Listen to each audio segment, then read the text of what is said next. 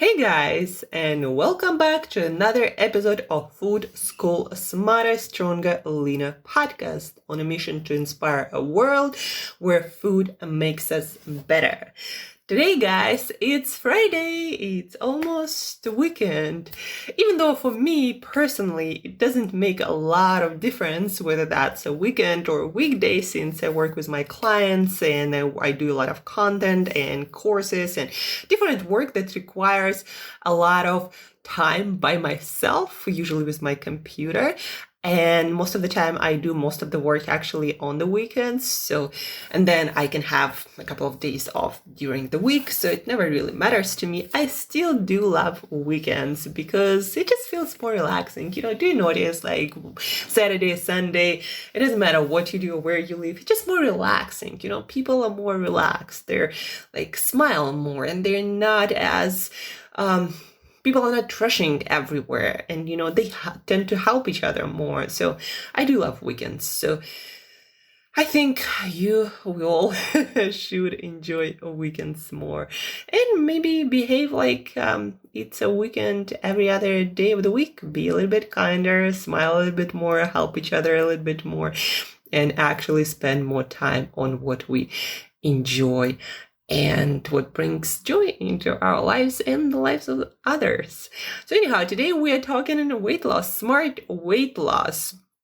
And today we are discussing snacking and intermittent fasting. So I have a few notes that I'd like to discuss with you guys. So it is easier for you to navigate those points of weight loss, like whether you should fast or eat 5-6 times a day, whether you should or shouldn't snack, whether you should skip breakfast or dinner, when it's best to eat, again, how often it's best to eat, right? There are so many different things you can read these days. And the thing is, it's not necessarily that there is a better or the best way to do things. It just different things work for different people. Plus, you can never take it in isolation. Like, I truly believe, and all the recent evidence show that snacking, eating nonstop, it might not be a great idea for longevity and our metabolic health, our blood sugar regulation, our insulin sensitivity. But then again, will you die from that? It might add a few years to your long life, but it might not, depending on the rest of your lifestyle. If you eat often, but all you eat is whole, healthy foods, and you're actually very active and you need a little bit more nutrition, that maybe eating more often might work better for you. Or maybe if you eat often, you tend to eat healthier. And when you start fasting and eating less often, you get obsessive about food and you start overeating and you start eating all these foods with sugar and processed unnatural factory made fats, or you just might feel very anxious and stressed about that. So that might not be a good idea for you then to fast more. It's not all black and white. And whenever somebody does some study and say, okay, this seems to work, but then a lot of those studies are done with mice or other animals. And then if the study is done with people, a lot of journalists who report on that study, they would not read the fine print. They would not tell you the finer details, like how exactly the study was done, what kind of people were in the study, young, old, athletes, obese. There are so many finer details. That's why in nutrition, a lot of times you can read conflicting things, and it's not like somebody's lying to you. It's just we have different perspective and view on things, and so we explain what the study showed in different ways. Even scientists do that. They might have the same data, but one scientist will come to one conclusion and another scientist will come to another conclusion. And that, not that anyone is right or wrong, it's just different perspective. And who is truly right or wrong, only more studies, more data, more real life data, experience, examples will show.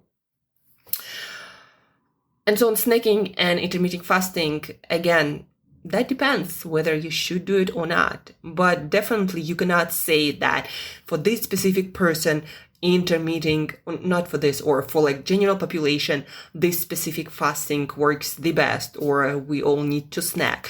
The whole snacking or eating frequently for weight loss, it actually came from the era of bodybuilding.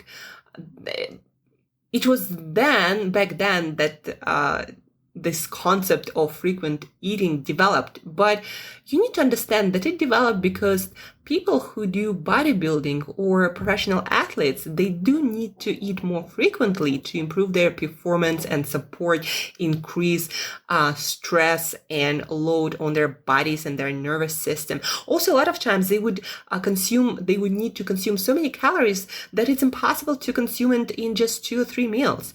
Like if you need to eat 4, 5, 6,000 calories, that for professional athlete, it's not that big of a deal. And if you're a bodybuilder and you need to consume a lot of protein to build that, huge muscle load, it's just impossible to eat 2 times a day and consume all of that. Like our digestive system cannot handle that. And that's why it was advised to eat more frequently. But then general population took it, or journalists, and they took it and they said, maybe that's a great idea for the rest of the people to make metabolism faster and to get leaner and to build more muscles and to burn fat. But, in order for you to eat 5-6 times a day and get big muscle and get lean at the same time, you need to be kind of like a bodybuilder or professional athlete, not, average person like you and me sitting most of our time probably in front of our computers or commuting or, not doing sports for a living. So snacking never really had good science behind it. And you also you got to think about that in a little bit different way. Before this recent development of our food industry, where food became available 24/7, whenever, wherever, it was never the case that it was even possible for us to snack and eat all the time. No, sometimes there would be famine. Sometimes, very often, we would hunt for food or we would gather food and then we would eat it with our tribe. And then that was it till our next meal. Most of our evolution went without refrigeration or ways to really preserve and save food.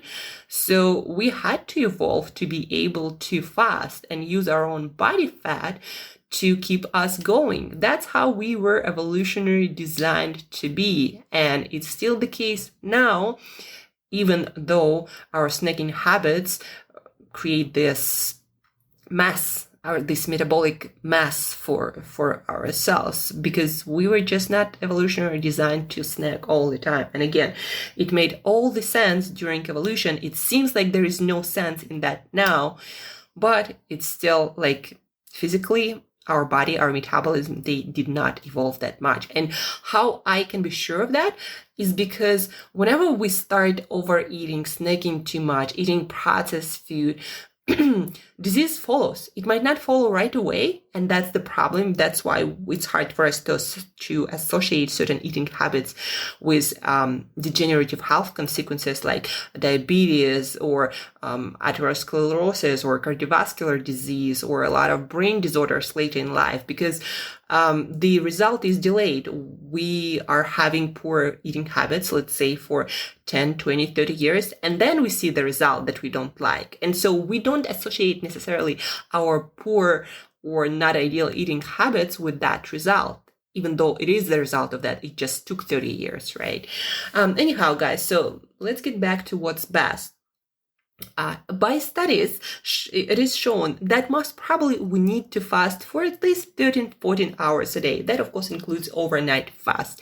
So, for example, if you finish your dinner by 7 p.m., then the next time you should be having breakfast or any kind of calories or nutrition, liquid or not, is 9 a.m. next morning. That's how it should work. If you finish your dinner by 8 p.m., then probably a good idea to start eating by 9, 10 a.m. That's when it comes to health. So 13, 14 hours every single day. No matter whether you're a man or woman or an athlete or whatever, even if you are an athlete, you don't need to be eating that often. Now, during your eating window of those 11 hours or so, 11, 10 hours, you might be eating more frequently if you are an athlete compared to an average person, but you don't need to be snacking, right before bed and right when you wake up. That's about, fasting for health. For weight loss, it depends, guys. Of course, do not fast less than 13, 14 hours. But then when you eat, whether you need to fast more or less, you need to check that with yourself, how your body reacts to that. Now, some people's bodies and physiology, especially with women, we become resistant to weight loss actually when we fast too much, too often. Meaning some women start fasting for 20 and more hours every single day, and they think that's the way. They just need to fast a little bit longer and wait a little bit longer. But actually, no, our body, our physiology can actually become resistant to weight loss. And our body can actually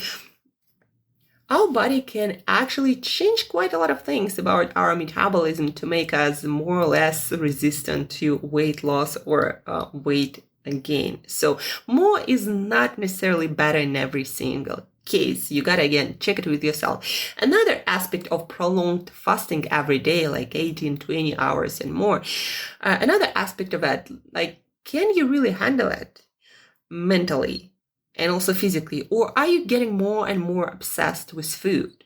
And then when you eat, you start overeating and binging and craving stuff that you wouldn't usually crave if you were to eat 3 times a day with shorter eating or fasting window, right?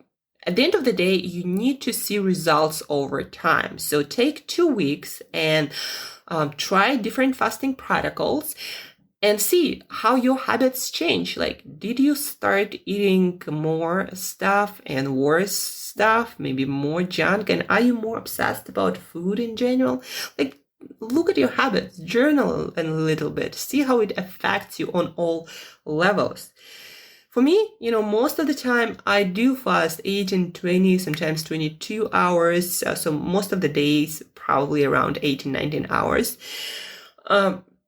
But if for some reason on some day I feel like I gotta eat, like for some reason I'm really hungry right now for a specific kind of food, maybe some protein, maybe more veggies, maybe more nuts and seeds, maybe more pulses in beans, whatever the case might be, if I'm really hungry and I feel like I'm obsessed with that right now, I go and eat.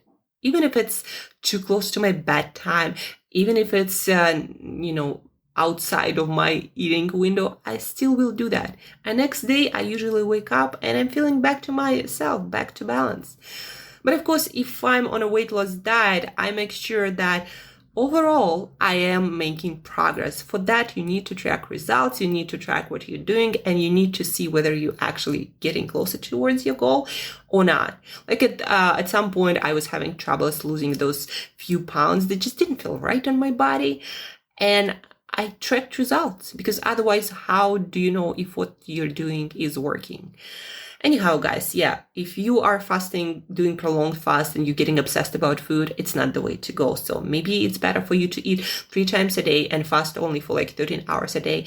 But then it is easier for you to stay in caloric deficit and eat less and be happier, and you see more results.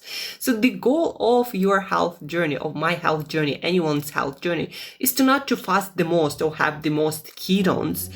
It's the actual results that mean something to you. Do you feel more energetic? Do you feel healthier? Do you feel happier? Do you feel like you are getting closer to that physical shape that you'd like to be in? And so the rest doesn't matter, like what somebody thinks is the best fasting protocol. It doesn't matter. What matters is how you feel, what's important to you, and what's working for you. For most people, from my experience, guys, coaching experience, working with people, what works is actually 3 meals a day, lunch, breakfast, dinner, not too late, 2-3 hours before bed, you finish your eating. That's when people feel the best when it comes to sleep and energy the next morning. So 2-3 meals a day. Some people like bigger breakfast, some people like bigger lunch. The most important thing, if you're trying to lose weight, not to overeat, and make sure again that you are making progress. So 2-3 meals a day. Some people, especially people who work at the office, at some office, people like to have breakfast.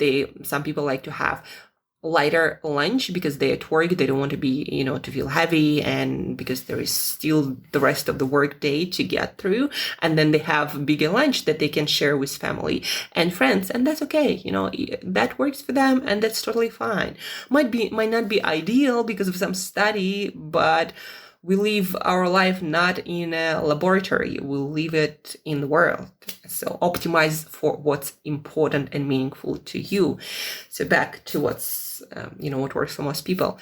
3 meals a day, 13-14 hours of fasting. And most people with that feel amazing, look amazing, and are able to make progress with weight loss and health. A couple of other things that I like to mention that I still have in my notes. Regularity is the key, guys. It seems from all the studies, just like with sleep, staying regular with your eating times, even with the kinds of food you eat, with fasting window, with your eating habits, it improves digestion, it improves sleep, it improves blood sugar and insulin regulation, it improves also hunger and satiety, it improves your performance, mental and physical. So being regular with eating habits, that's really important, and it doesn't matter what you do. It seems that our body thrives on some routines, like being regular with our sleep and being regular with our eating habits. What else? Another aspect of intermittent fasting, a lot of people think that intermittent fasting is about skipping breakfast. It's actually not. Intermittent fasting doesn't have specific definition, but in most cases, it's prolonged periods of fasting that are done quite frequently. So you don't have to skip breakfast, you might skip dinner, or something else. Maybe you have super early breakfast and super late dinner, and there is a lot of fasting window in between, but I think it's not really doable. But anyhow, guys, you might skip breakfast, you might skip dinner. Studies show that early intermittent fasting or time restricted feeding seems to work better for weight loss, meaning if you finish your eating window by 4 p.m. and basically skip your dinner like I do very often, it seems to work much better, not just for weight loss, but also for longevity and sleep quality. It does not work for some people, but in studies, it does seem like finishing our food early in the day works much better than skipping breakfast. Especially, guys, if you are someone who is like me and very active first part of the day, and you might need a lot of energy. Well, actually, it works both ways. I skip my breakfast and I seem to have a lot of energy and be more productive, not having to interrupt my workflow with food. Some people feel like they cannot focus and concentrate if they don't have good breakfast, and it's okay to be either way. Want your breakfast? Have your breakfast. Won't skip? Won't have your dinner? Then have your dinner. It can work for you no matter what you choose. But again, my best advice, what studies show, and my best experience, what people's experience shows, is that the best way is probably to have 13-14 hour fasting every day, maybe prolonged sometimes when you feel like it, 2-3 meals a day. And then just make sure that in those meals you eat healthy, balanced meals. And also What else?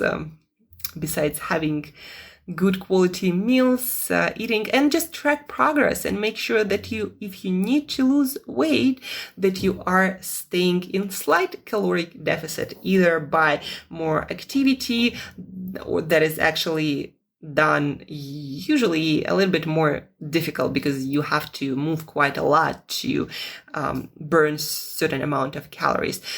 So I guess it's best to stay in a caloric deficit by not eating that much. And that also can be easily done, not by necessarily counting calories or macros or what have you, but by just reducing your portions a little bit here and there.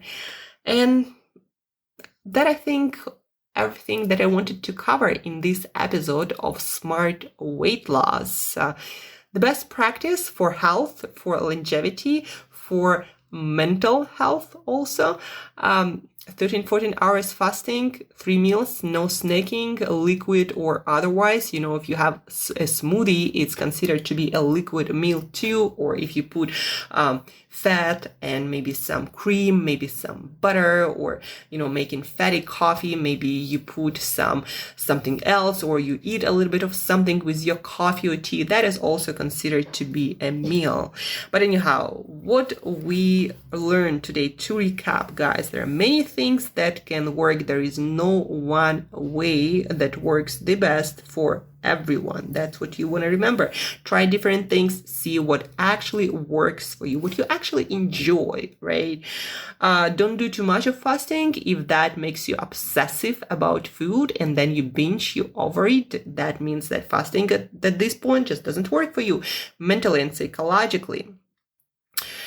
And 2-3 meals a day, 14 hours of fasting might be plenty. If you are getting results, you don't need any more. Not from all the studies we have. Snacking might not be such a great idea, making your sugar go up and down all the time and not really allowing your body to learn how to utilize your own fat for energy and other needs. So I'm not a huge fan of snacking, although I wouldn't say that it's the thing that doesn't work for anyone. And that's it, guys. So that's the data and no bullshit information about fasting and snacking. So discuss it with another person, share this podcast with one another person who you can then talk about that, figure out what's the best way for you to do that. If you need some advice, feel free to reach out, Angela@createyourself.today. I'll give you my best advice, personalized best advice based on your situation, your health history, your diet history. Share this episode. Guys, schedule something awesome and fun this weekend. And as usual, till next time, eat better daily.